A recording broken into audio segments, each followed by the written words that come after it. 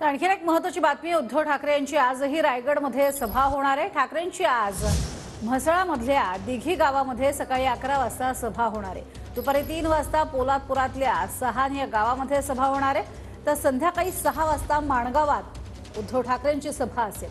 मंत्री आदिती तटकरे आणि शिंदे गटाचे आमदार भरत गोगावले यांच्या मतदारसंघात उद्धव ठाकरे हे जाहीर सभा घेणार आहेत। तर उद्धव ठाकरे आजच्या या सभांमध्ये काय बोलणार याकडे मात्र सगळ्यांचं लक्ष असेल। अधिक माहिती घेणार आहोत। निवृत्ती बाबर आमचे प्रतिनिधी आपल्या सोबत आहेत। निवृत्ती, कालच आपण बघितलं होतं कशा पद्धतीने हल्लाबोल केलेला होता उद्धव ठाकरे यांनी भाजपवरती, आणि त्यात आज त्यांच्या टार्गेटवरती 2 महत्त्वाचे आमदार असणार आहेत।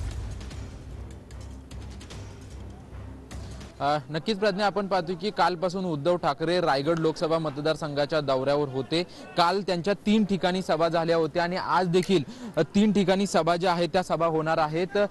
त्यांच्या सभेमध्ये जे आहे ते थोडेसे बदल करण्यात आलेले आहेत। म्हसळाऐवजी सकाळी 11 वाजता पोलादपूर या ठिकाणी सभा होणार आहे। आपण पाहतोय की पोलादपूर या ठिकाणी पहिली जी सभा होणार आहे तिथं भव्य दिव्य तयारी जी आहे ती ठाकरे गटाच्या वतीने करण्यात आलेली आहे। ज्या मंचावरून उद्धव ठाकरे संबोधित करणार आहेत त्याच ठिकाणी मी आहे आणि या पोलादपूरच्या पहिल्या सभेतून उद्धव ठाकरे नक्की काय बोलणार हे पाहणं महत्त्वाचं असेल। कारण की काल जे आहेत ते अजित पवार गटाचे खासदार सुनील तटकरे यांच्यावरती उद्धव ठाकरे यांनी जोरदार टीका करताना आपल्याला पाहायला मिळत होतं। त्यानंतर आज शिंदे गटाचे आमदार भरत गोगावले आणि अजित पवार गटाचे आमदार आदिती तटकरे यांच्यावरती आज उद्धव ठाकरे नक्की काय बोलतात हे पाहणं महत्त्वाचं असेल। कारण की काल ज्या पद्धतीने उद्धव ठाकरेंनी सुनील तटकरे यांचं नाव घेऊन टीका केली होती, त्यानंतर आजच्या कोकण दौऱ्याच्या दुसऱ्या दिवसामध्ये पोलादपूर, म्हसळा आणि संध्याकाळी माणगाव या ठिकाणी 3 सभा पार पडत असताना नक्की उद्धव ठाकरे काय बोलणार याकडे खरं तर सर्वांचं लक्ष आहे। लोकसभा निवडणुकीच्या पार्श्वभूमीवरती ज्या आहेत या सभांचं आयोजन करण्यात आलेलं आहे आणि या सभांसाठी उद्धव ठाकरे ठिकठिकाणी संबोधित करतायत आणि पदाधिकाऱ्यांची चर्चा करतायत